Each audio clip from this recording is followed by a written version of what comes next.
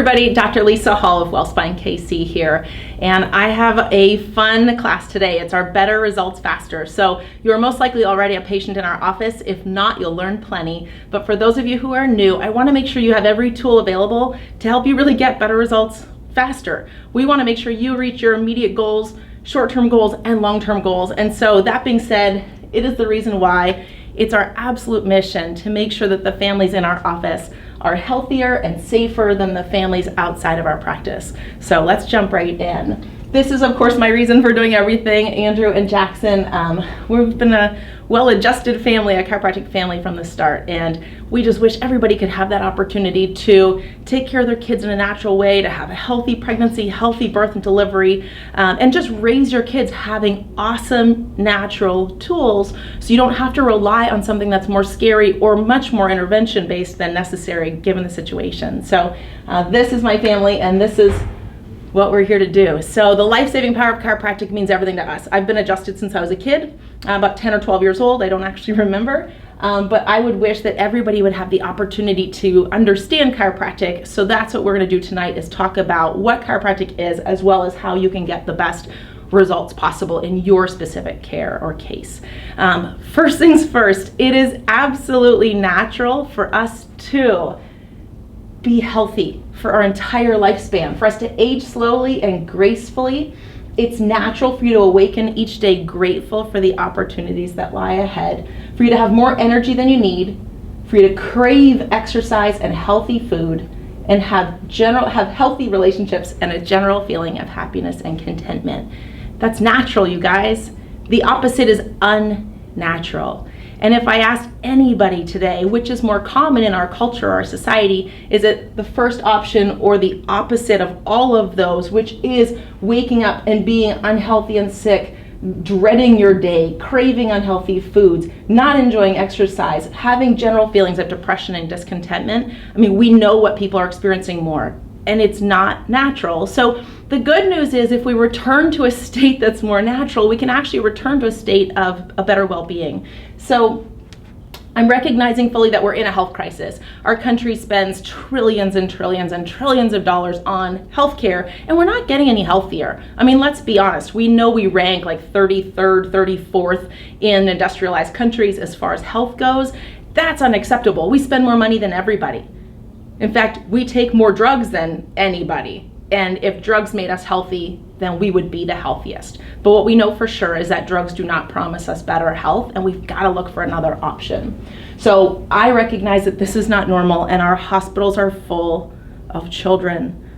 Other hospitals used to be so full of children that, guess what? They started creating children's hospitals. And we've got more children's hospitals than ever before. And to me, that's absolutely unacceptable. So I think as parents, we owe it to our kids to do better. And doing better starts with knowing more and knowing how to address our own health concerns so that we can be as healthy as possible, so we can model great health and behavior for our children. I want you to think about your own health right now, though, and I want you to consider that there might be something in your life that you're not able to do, mostly because you don't have the energy or the stamina or even the belief that you can recover from that activity. And for some people, it's literally just going for a walk. I had a patient recently tell me that she was so grateful because she went for a beautiful long walk with her husband and other family members in one of our gorgeous Kansas local botanical gardens. And she and her husband were so happy about it because she was able to walk. But that wasn't a possibility before she started chiropractic care. And I think that although that seems like such a low bar, I think there's too many people right now who can't do the minimal. So yes, you can think about small things you want to be able to do better, like waking up grateful, or craving healthy food, or craving exercise. But start to think about the big things too. What would you love to do 5 years from now, or 10 years from now, or just as a big adventure with your family or friends? What is it that you're not doing because you're not able to do physically? And start expecting that maybe you can do that if you can find a solution to the problems that are limiting you from doing that. At WellSpine KC and across chiropractic offices worldwide, we want to take away excuses. We, I think as a whole profession, want people to know that health is not a matter of luck, it's not a matter of genes, and it's certainly not a matter of avoiding germs. during this worldwide pandemic, we maybe have been the ones speaking loudest to our patients currently or certainly about how germs don't make you sick, that you have to have a strong host, a strong body to limit the access those germs have. And if you have a weak body or weak host, those germs can take root. But think about it. How much of your life do you consider or worry that you just have bad luck? Or if a spouse comes home sick, that, oh, well, of course I'm going to get sick because I have access to those germs. Or maybe my mom had cancer, therefore I'm going to have cancer. We know that that's not true. That you can have whole family lines where one person has something and the rest don't. So it's not always all about genes. Geneticists would tell us that about 3% of the conditions people deal with or suffer from are genetic. So 97% aren't, and we can't blame it all on our genes. So I want to take away some excuses today. I want to really put responsibility in your hands. You've got to start thinking, what can I do to make my own health better? Because honestly, no one's going to fix it for you. This one's on you. The good news, you are designed to be healthy. You are absolutely designed to be healthy. Our bodies are not junk. I always say in my office, God don't make no junk. And it's true. We're not just haphazardly slapped together. It's a miracle that our eyes are in the right spots, our ears are there, our arms come out of the right places. We've got 2 kidneys, a liver. Like, why is that all there? It's not an accident. You were designed to work properly. And that brilliance that showed up when 2 half cells came together and you were started being created, but that energy was there and that intelligence was there. It started doubling and multiplying to the point where at the point where you were born, you were already 10 trillion cells worth. And you were functioning and ready to function and being delivered into this world with an intelligence that had orchestrated all of that. I mean, here's the reality. You were 4 weeks after conception, you already had a heart with 4 chambers that was ready to pump blood that didn't even exist yet. Think about that. Like, think about what that means, how smart that body is. Do you think that the day after you were born, that intelligence just like wiped its hands clean and said, oh, I did so great with this one, I'm out? The intelligence is still there. It's just waiting to do its job. And it uses our nerve system to actually communicate. So our intelligence utilizes our brain, of course, but primarily our nervous system. It's the brain, the spinal cord, all the nerves that branch off of that spinal cord is the information lifeline highway that makes every single cell and tissue and organ system work in your body. We need that system working as optimally as possible, because if the nervous system isn't healthy, it's impossible for the information to get through. That is the major premise in chiropractic. That is what we look into every day in practice, is how's this nervous system firing? Is it all on, or are there some places where it's diminished or downplayed? How are the cells actually relating to the brain, to that information? Is it getting through? It's also your master system that helps you handle stress. And this is one of the things that's hardest, I think, for people to really put their finger on. And physiologically, it's actually not that hard to explain. But the truth is, stress overrides your nervous system. Stress is an electrical overriding body signal. And when stress is way too high, as it is for too many people these days, it actually short circuits the nervous system. So if your nervous system is on overdrive because of too much stress, it also, because of that, will not be able to get those messages through, and you will move away from health.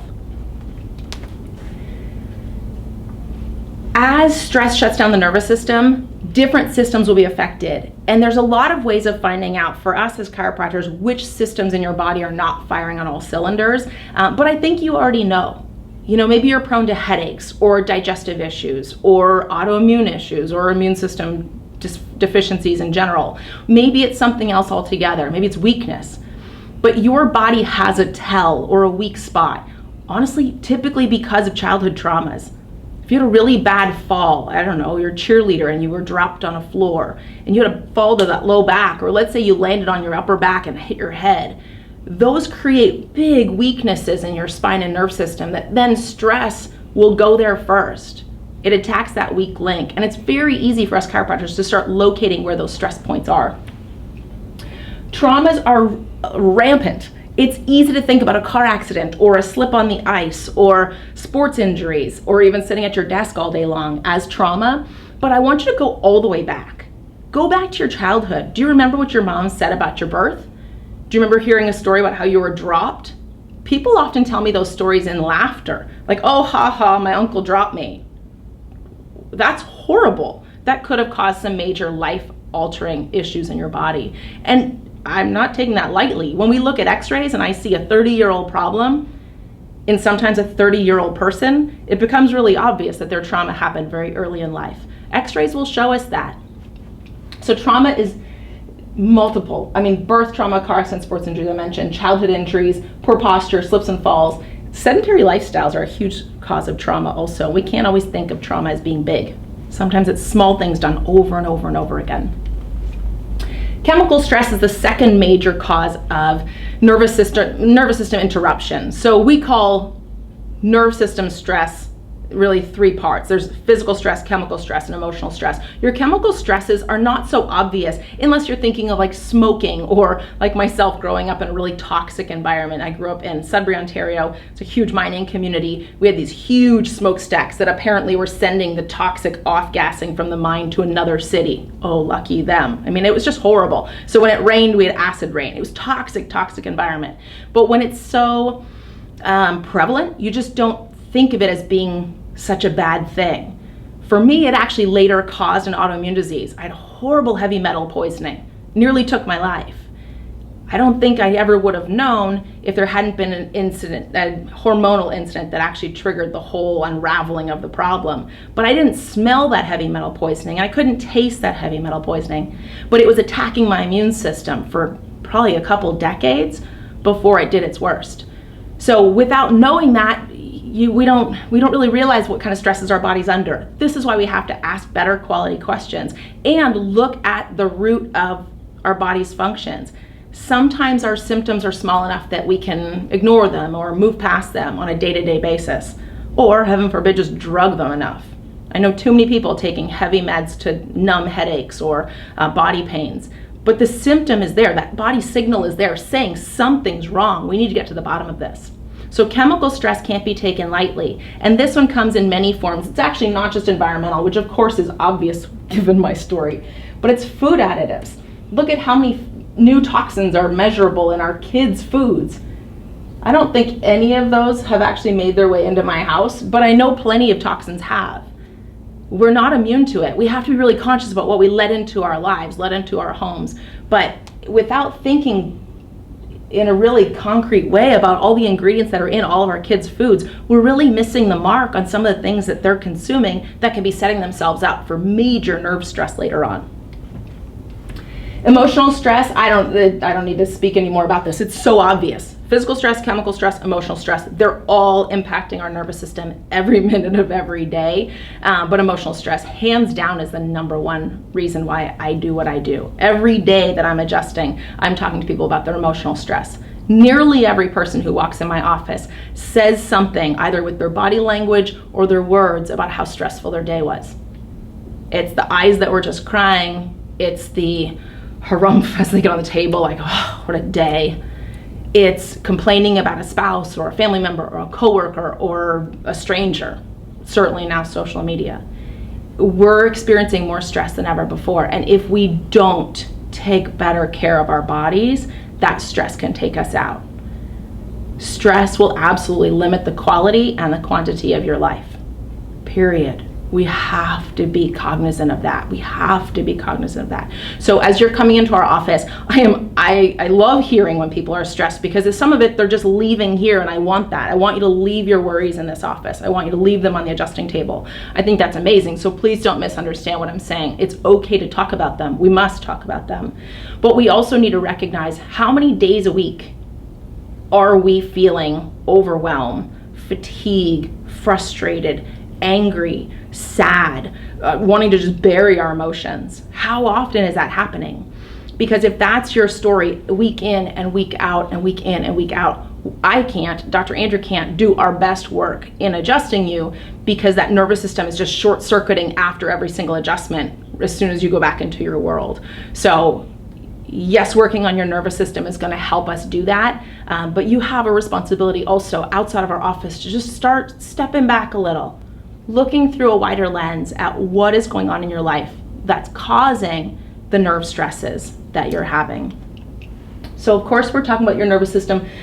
We have to talk about your spine. The spine is your nerve system's suit of armor. I love this analogy so much because that's exactly what it is. Our skull is our helmet for the brain, and the skull is still permeable or still damageable, so we still need a helmet when we're out bike riding and so forth, because when you hit your head hard enough, you can have permanent damage to your body. It's a big deal. Well, your spinal cord, or all those nerves that come off the brain, are brain matter outside the skull. It's brain matter. That's exactly what it is. We need to respect it, honor it, appreciate it, and care for it the same way we'd want to care for our brain. So the spinal column has a couple dozen bones, 26 specifically, but they all articulate with each other with many, many joints. Our nervous system is vulnerable at those joints. Any suit of armor is most vulnerable at the joints. And so we have to take care of those. That is why I'm a chiropractor. I absolutely love checking the spine for vulnerabilities and correcting them.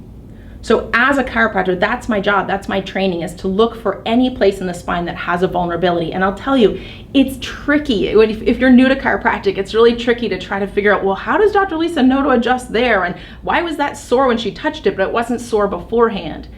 That's what we do. I mean, I'm looking at your x-rays, I'm looking at your posture, I'm looking at your ranges of motion. I have all that information to know where your vulnerable spots are, and I'm trying to take care of things before you ever know about them.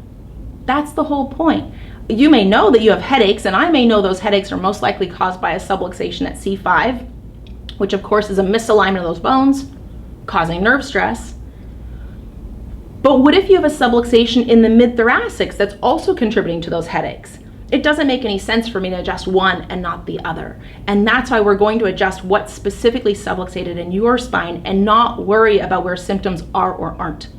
I think right away of an 18-year-old patient who came in recently, and he had extreme low back pain, could barely stand, he had fire running down his legs. Young kid for that kind of symptomatology. And when I did a proper evaluation, it was really clear to me that yes, he had a couple subluxations in his lower half of his spine, but he had a primary, huge, old misalignment in his upper neck, pretty much as far from his symptoms as possible. So of course I took x-rays. I take x-rays on every applicable patient. So 7 years old and older, we're taking x-rays unless you're pregnant. I took x-rays, and what I showed him was really obvious to him too. And he said, well, wait, I've seen multiple chiropractors. None of them had taken x-rays, which I said, there's the problem, because they didn't know where to look for the problem, I think, or they didn't have access to understanding what was the primary problem. That aside, none of the chiropractors had even discussed that a subluxation or a misalignment in his neck could cause those kinds of symptoms. But it was really obvious to him as soon as I showed him a normal neck x-ray and his neck x-ray that the upper cervical subluxation was a huge issue. So I said, I know this is going to seem strange. I'm okay with it. Here's the deal. I'm going to adjust Atlas C1 only today. That's the most important adjustment, and we can follow up with other adjustments later on, but I know this is the biggest contributing factor. I adjusted him immediately. Low back relief. About, I think he said like over 50%. So it was like almost halfway gone. Over the next 2 to 3 days, because I saw him at the end of the week, I was waiting to see him until Monday. Over the next 2 or 3 days, every single day he said it just got better. He was so grateful that we could find the cause of the symptoms and not just try to manage the symptoms. I could have adjusted his low back. He wanted me to adjust his low back until I showed him his x-rays. So what we see when we look at the spine and nerve system is access into the control panel of your whole body. And no, we don't have x-ray vision, and no, we can't see every single function that's going on in the body. But I can tell you this, when we know where nerves go and we know those nerves aren't working properly, it is just like an electrician being in your house saying, hey, you know, your dishwasher isn't working because the power to the dishwasher isn't working. We don't need to mess around with your dishwasher. We need to go to the power panel and fix this wire. That's exactly what we do in chiropractic. So our adjustments are specific forces to the spine. Some of them are super light force, some of them are a little more heavy-handed. It just depends on what that vertebra needs, but also depends on what you're willing to accept. There are patients who it is literally taking me 6 months plus to do specific adjustments with them because they just felt too vulnerable or they felt too uncomfortable. I'm fine with it. There's a lot of ways of helping the body function better without having to be really aggressive. But most importantly, an adjustment is specific. An adjustment has to include a pre-check to confirm that that's what's misaligned. an actual correction, which is a specific force done in a very particular way to correct the misalignment and get that stuck region moving again. And then it's a post check to make sure that yes, we did our job, and yes, there's greater function there. And then the body does all the work in between visits. I'm not the healer. Doctor doesn't even mean healer. Doctor means teacher, hence all the videos that we've been putting out. But doctor means teacher, and so it's our job to teach you what's wrong with your body, help you get it back online, and also help you keep it that way. Because it's a lot more fun for me to take care of happy, healthy, well people than people walking in crisis or sometimes crawling in crisis. We can do that, but we really don't need to get to that place, is my opinion. So healing requires three things. I want everybody to know this very, very well. It's so obvious, it's almost stupid in its simplicity, but please don't overlook that, because honestly, when someone is not progressing as I expect, it's always because they're not following through on one or more of these three things. I use the picture of Notre Dame because I love that it's such a beautiful, iconic image, but what I love about it is that the people who began building that cathedral knew they'd never see it finished. Today in 2020, we need more perspective on what will this look like a long time down the road, not just today. I love that in chiropractic, I can adjust somebody and they'll give me that look of like, you just saved my day, you just saved my life, I feel so much better already. I love that, but honestly, I'm in it for the long game. I want you to be well all the way to the end. Andrew likes to say, people should live their lives happy, healthy, dead. So they're not dwindling and diminishing and rotting in a bed in a hospital. We know that happens. It's devastating to us. So following simple rules, we can live happier, healthier, and more vibrant and vital for more years. So here's our rules in healing. It's not ours. We didn't make them up, because these are fundamental truths for humanity. What is required for correcting your spine and nerve system and having a healthy spine and nerve system is, number one, your chiropractic adjustments have to happen in a rhythm. I don't care who you are, I don't care how many adjustments you've had. I've literally been adjusted thousands of times. I still do best when I'm adjusted every Monday. I don't want to move my visit from a Monday to a Sunday. I don't want to move from a Monday to a Tuesday. I keep my once a week adjustments every 7th day. It matters. It makes a big difference, and I get more out of my care when I get adjusted on that 7th day than haphazardly, just sometime in the week. So it depends on what your necessary protocol is. You might need to be adjusted 3 times a week at this point. Maybe later you can get away with every other week. But the reality is it has to be a rhythm that your body's going to recognize so it can get the most out of it. But just like if you have braces to straighten out crooked teeth, you don't get to take the braces off intermittently and still expect your teeth to correct or to straighten. In our corrective chiropractic practice, where we're literally taking crooked spines and helping straighten them out, or loss of curved spines and getting a curve back in the neck, for example, or the lumbars, we have a very specific protocol so that that actually happens. So every one of those scheduled appointments matters. Keep them. If you need to reschedule them because of a holiday or a vacation or something, reschedule it, don't cancel it. It's a huge difference, and you will stay on track if you do that. Second thing, I used to avoid this like the plague. I think I went the first 5 years of practice not even talking about this fact. But it's true. You have to break bad habits. You have to break bad habits. Not all of them all at once, and not the worst ones first, unless you're ready for it. But you have to break bad habits. If you are falling asleep on the couch in a contorted position, you've got your laptop on your lap and these ridiculous postures, I don't know what your bad habits are that you know need to change, but they need to change. You cannot get adjusted and be in my office 1 day a week or for 2 minutes at a time and then expect that that thing you're doing for 6 hours a week out of my office isn't going to impact that. You've got to break some bad habits. Talk to Andrew and I about those habits. What do you want to change? What do you need help getting accountable to? What can we remind you of? We're not going to nag. We just want to be with you on that correction, because we all need that guidance, but you've got to break bad habits.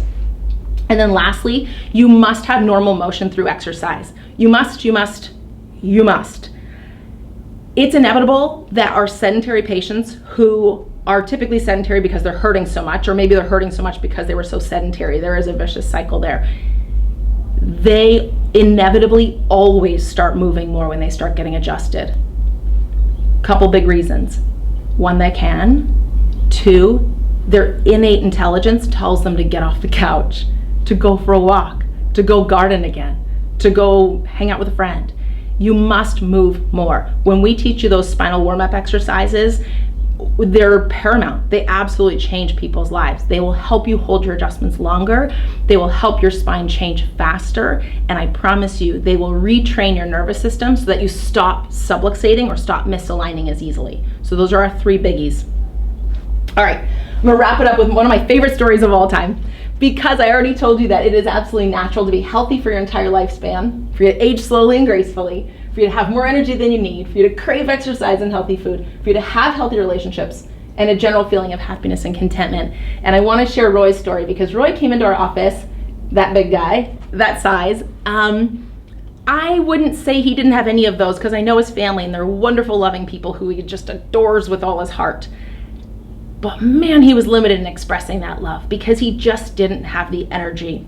And Roy had been to the beach and was sitting in a lawn chair, and he was too big or uncomfortable or weak to get out of the lawn chair. He got stuck. He had to get someone to help him out of a lawn chair. That was the impetus to getting into our office. And eventually he came in and he started getting adjusted, and he started feeling better and better and better. And he started exercising a little bit, and we started talking about nutrition. He started eating a little bit better. And everything started to change for him because of one choice: to just not be that guy who was letting his life fall apart in front of him. 2 young girls, teenage girls at the time. He just knew he was a mess. He was, on the brink of a heart attack when you look at him at that size. It took time. But 3 years later, Roy was the guy in his backhoe, strong, showing off his big muscles, because he started going back to the gym. And I deserve no credit for this whatsoever, other than every week he refused to see me less than twice a week. So he came into our office hundreds of times, but he was in our office twice a week because he knew how physical his job was. He knew how physical his workouts were, and he knew what he needed to stay on his A game. I kept telling him you can get away with once a week, but he refused. So I saw him a lot, and every time I saw him, I would encourage him in some way to stay on the path, stay on the path, stay on that path, and he did. 5 years after he started that path is the picture on the right. He's even bigger. This guy is like 60, probably early 60s, maybe mid by now, and he's crushing it. And I put that up because I want people to be really reminded that just because it looks horrible, or just because you're getting older and you've done the same thing for so long, doesn't mean that you can't change it. It's totally doable, you guys. We have the potential to heal. We have the potential to be stronger, happier, healthier, have strong immune systems, have great focus, and we totally want to help you and your family do it. I will also say this about Roy. One of the things that made his care so fun for us, but also so obvious for him, was he was referred to our office by his daughter's best friend. She had started getting adjusted, and she was talking to her friend, and her friend started talking to Roy, and he said, "It sounds like I have to go in there." So if it hadn't been for his daughter's best friend, he wouldn't have come in. But then I think what kept him in our office was then his 2 daughters started care, and his wife even started care. And so we had the whole family that we got to just keep on track with, and we became a huge part of that family's health resource. And that is why we love being a family practice. We've been a family practice for 15 years. We would love the opportunity to meet your family members, whether they want to get care in our office or not, totally up to them. But I honestly know that every single person on the planet deserves the opportunity to have a full, proper chiropractic evaluation. Consult, exam, range of motion test, full spine x-rays. We just have to see, are they healthy? What's their prognosis? I know people are sitting around thinking, mine's so bad I don't want to know. Other people are like, I'm totally fine, I'm asymptomatic. Well, you know what? I was asymptomatic the day before I was hospitalized. Nearly died. Asymptomatic. But there were things that weren't working. We have to find out what's really causing our health or lack thereof. All right, I'm leaving it with Roy. Anyone that you know that we can help out, we have really special referral offers in our office. So just contact our front desk or Dr. Andrew and I and ask us how we can make sure that they got a checkup too. Thanks for your time and attention. You guys are awesome. We love having you in our office, and let's help everybody else. Thanks.